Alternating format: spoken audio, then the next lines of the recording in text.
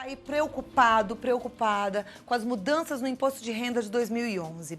A gente também se preocupou e encontramos a Dora Ramos, que é fundadora e diretora responsável pela Faro Assessoria Empresarial. A Faro faz consultoria e gerenciamento da área contábil, tributária e trabalhista para pessoas físicas e também empresa. Então ela entende tudo isso. Elabora o imposto de renda com profissionais experientes e com profundo conhecimento da legislação. Lembrando que a declaração do imposto de renda já começou no dia 1º de março e vai até o dia 29 de abril. Deixa eu receber minha convidada com muita honra. Muito obrigada por você ter vindo. Esse é um assunto que deixa muita gente de cabelo em pé, sabe, Dora? A gente fala assim, imposto de renda, ai meu Deus do céu, como é que eu vou fazer isso? E aí esse ano, com essa história das mudanças, tem gente que tá apavorado, né? Tem bastante gente preocupada. Preocupada. Na verdade, explica um pouquinho, quais são as mudanças? Em relação ao ano anterior, o que muda? Acho que a principal mudança que está tendo é a impossibilidade de entregar em papel. Porque muitas pessoas ainda entregavam a declaração em formulário. E esse ano elas não podem mais fazer isso. Com isso, elas estão tendo que ter essa novidade de lidar com o software, que está um pouco diferente, mesmo para mim, que já estou acostumada a mexer com ele, achei bem... Está um pouco mais difícil. Está difícil. Tá, né? Então, quer dizer, essa é uma dificuldade grande, né? E as outras mudanças, que é com relação a usar ou não a possibilidade de por exemplo, ter o mesmo parceiro do mesmo sexo, poder ser colocado como dependente, né? Que também traz algumas dúvidas para as pessoas que vão fazer o imposto de renda. E pode fazer? Pode fazer isso? Pode, só que tem que analisar se é vantagem. Se é vantagem. Vantagem no sentido do que isso vai representar no imposto. Porque esse parceiro, se ele tem uma renda, essa renda vai somar, então... Talvez não seja interessante juntar, né? Exatamente. Em relação, de uma forma geral, você, como contador, alguém que entende muito de imposto de renda, acha interessante juntar, por exemplo, marido e mulher juntam e fazem uma só declaração? Não dá, não é uma receita de bolo. Pelo seguinte, para saber se é vantagem ou não, é como eu digo para o meu cliente, eu preciso fazer as duas declarações em conjunto, ver qual o resultado. Preciso fazer a declaração do marido separado e a declaração da esposa. Porque aí eu tenho um cenário, eu tenho um quadro para poder eu ter informações suficientes para que decida junto. Porque essa é a grande diferença, que a declaração de imposto de renda não é simplesmente digitação de dados. Você tem que analisar a informação que você está passando para o governo.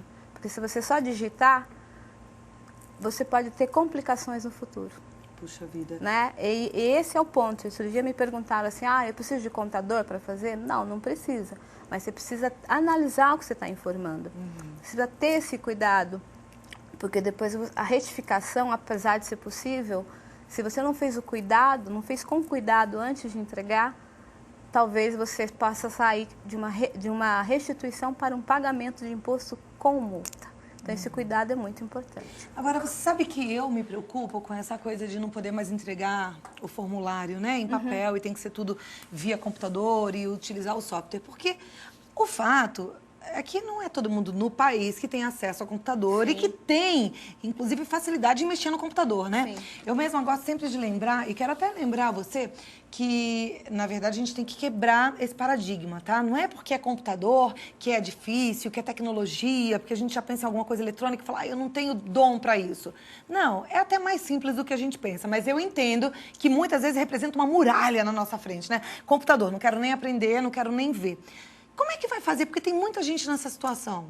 Então, neste caso, o que eu recomendo é, se a pessoa, se ela mesma quer fazer, se ela não tem um computador, um micro, ela tem que procurar um parente, alguém próximo, para que ela possa fazer ali e ela experimente. Se não, procurar um profissional, né?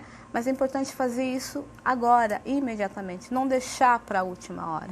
Porque se ela deixar para a última hora, ela vai, além da dificuldade, da barreira, da própria ferramenta, que é o micro, que é a internet, ela vai se ver com pouco tempo para buscar as informações. E para pedir ajuda também, até para de repente você falar assim, não, já esgotei todas as minhas possibilidades de ajuda. A minha sobrinha não me ajuda, o meu sobrinho não, o meu neto não quer, enfim. Aí você vai buscar um contador. Se você deixar para buscar um contador em cima da hora, provavelmente todos eles vão estar extremamente ocupados. E aí você vai ficar no desespero a ver navios. Então é bom se antecipar, porque já começou. Já começou. E se ele for buscar um contador, um profissional, esse contador, sendo responsável, ele vai querer o quê? Toda a documentação. Nenhum contador vai fazer uma declaração com uma informação a despesa médica. Então, o contador ele vai querer estar com os recibos na mão para poder fazer a declaração. E o que eu vi em alguns clientes meus que pegavam uma informação, mas se responsabilizavam de entregar em papel, eles faziam a declaração com a informação da mente, com o canhoto do cheque. Então, um contador ou um profissional que vai fazer para ele, vai querer o quê? O comprovante. Tudo comprovadinho, tudo né? comprovado. Não pode ter informação subjetiva. Isso, por quê? Porque a partir do momento que você presta o serviço para uma pessoa, você precisa prestar com segurança. Porque se ele, por exemplo, qual é a minha postura? Se essa pessoa cai na malha fina, eu vou acompanhá-la na receita depois. Então, para que eu possa acompanhá-la e responder com segurança, então eu preciso ter Tem que fazer um trabalho todo bem feito, exatamente. Né? Então não vai dar para fazer assim, olha, eu acho que eu paguei R$200 para o médico. É preciso ter todos os documentos, senão não funciona. Você falou de malha fina, né? E é um assunto delicado esse. Na verdade, hoje, as pessoas podem cair na malha fina muito mais fácil do que no passado, né? Porque hoje, através da tecnologia, tá tudo cruzado. Então, quer dizer, não dá para você fazer uma nota aqui, uma informação lá, falar que gastou tanto no médico, porque todas essas informações se cruzam através da tecnologia, através da informática, não é verdade? Exatamente. Então, que eu estava explicando para um cliente, ele falou assim, eu não preciso lançar o que eu pago no cartão. Né? Então, essa informação não faz diferença na minha declaração? Faz, porque a operadora de cartão de crédito informa para a Receita Federal os pagamentos efetuados. Então, eu dou um exemplo simples. Você paga R$5.000 por mês de cartão de crédito. No ano vai dar 60 mil. E na hora de fazer o seu imposto de renda, de repente você coloca ali que você teve uma renda de 40. Então, tem uma discrepância. Fora como é que você teve uma renda de 40 e gastou 60 só no cartão de crédito? Exatamente. Aí você não tem empréstimo, você não tem aquilo que está comprovando. Então, é importante ter esse critério, essa análise, assim, de que hoje não tem informação escondida. As informações são cruzadas e esse cuidado com o cruzamento da informação, com a preparação do imposto de renda, na verdade, ele acontece de 1º de janeiro a 31 de dezembro de cada ano. De março a abril, é simplesmente a transmissão das informações para o governo federal. Então, não vai dar para ninguém fazer um milagre entre 1º de março e 30 de abril. Porque o que foi feito no ano anterior foi feito. E o que não foi feito, não foi feito. Agora, me fala uma coisa, Dora, que eu acho que é importante, assim, para quem não fez, né, que de repente está ouvindo a gente e preocupado. Ai, eu não fiz nada, tá tudo bagunçado, minha vida fiscal tá toda desorganizada. O que o telespectador pode fazer a partir dessa nossa conversa para facilitar o imposto de renda para o próximo ano? Bom, a partir de agora, pensando no imposto de renda do ano que vem, fazer um checklist da situação dele. A partir dos erros ou das diferenças que ele apurar nesse imposto de renda, ele começar a consertar. Então, por exemplo, vai fazer uma consulta médica, analisar se a vantagem realmente, como a gente sabe que acontece, ter um desconto numa consulta porque não vai ter o comprovante. Ou de fato pegar o comprovante, né? E utilizar aquilo no seu imposto de renda, né? Tomar cuidado também com o empréstimo que muitas vezes acontece do seu CPF para um amigo, para um terceiro. Até que ponto aquilo vai comprometer a informação que está sendo passada para os órgãos, né? Então, é aquele cuidado do dia a dia. Por exemplo, comprou uma casa, né? Aliás, vendeu uma casa. Quando você vende o imóvel, você tem que pagar esse imposto. Então, e esse imposto é devido um mês depois. Não, se você vender algo, tomar o cuidado de verificar se é devido ou não o imposto. Se não for devido por uma questão de isenção, ficar atento ao prazo. Então, esse é o cuidado que tem que ter durante o ano, né? Tive uma situação de um pai que ele foi fazer imposto de renda dele esse ano, ele falou, mas eu pago a escola do meu filho. Aí ele me trouxe o comprovante, no nome e CPF da esposa. Não adiantou pagar. Não adiantou Quem pagar. Quem pagou foi a esposa. Porque se o comprovante está no nome e no CPF dela... Né? Ele perdeu isso. Ele perdeu. A parte fiscal dela. Então ele falou assim, mas foi eu que paguei. Eu falei, mas você não tem como provar, tá no nome e no CPF dela. Então, quer dizer, eu falei para ele, esse ano você já vai na escola e já muda esse contrato. Você vai ter pelo menos 10 meses de comprovante para você lançar no próximo imposto de renda. Deixa eu te fazer uma pergunta, Dora. Andar na linha hoje, porque antigamente, assim, andar na linha para muita gente era prejuízo, não ando na linha. Andar na linha hoje ainda é sinônimo de prejuízo? Não, não é sinônimo de prejuízo, talvez nem no passado não fosse um sinônimo de prejuízo. Mas virou uma coisa assim, né? Um estigma.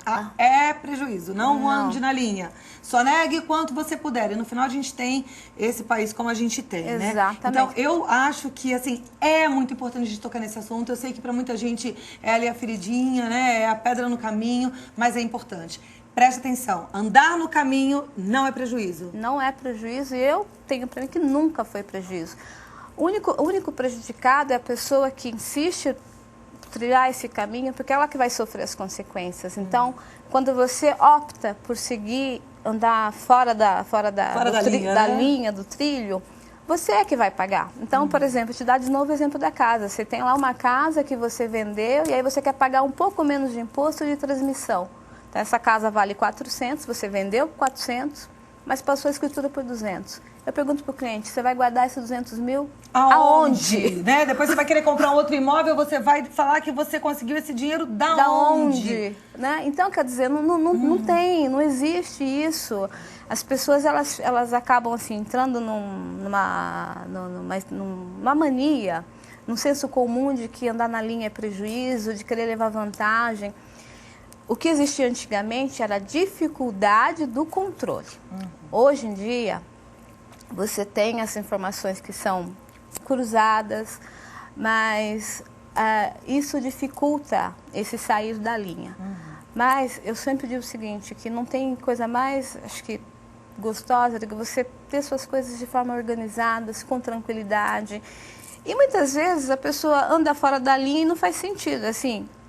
Não fez economia nenhuma, ao contrário, perdeu o sono, aí gastou com remédio porque você entrou num grau de estresse tremendo. Exatamente. Né? Tem muita gente que deixa de dormir mesmo, que fala assim, ai, a Cláudia falou no Vida Melhor que agora as informações são cruzadas e posso cair na malha fria, aí pronto, a partir daí já não dorme mais. Pra que isso, gente? Exatamente. É uma economia que não vale a pena. Quer dizer, e se for economia, porque o que a gente está conversando aqui é que não é economia, é uma ilusão. Não, e não existe milagre. É que eu falo assim, o seguinte, não existe milagre. Como é que eu faço para pagar menos imposto?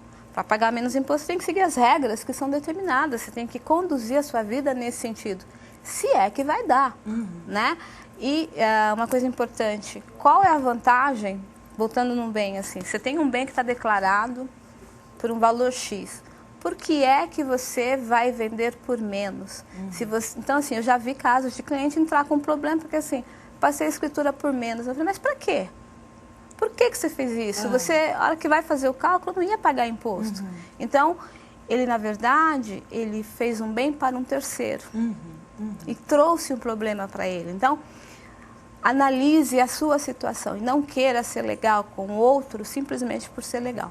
Seja legal com você. Até porque quando a gente não estabelece limites, é fácil que a gente cobre do outro, fique ressentido com o outro. Isso eu, inclusive, quero puxar um pouquinho e pegar carona nessa história de empréstimo. É muito sério, gente.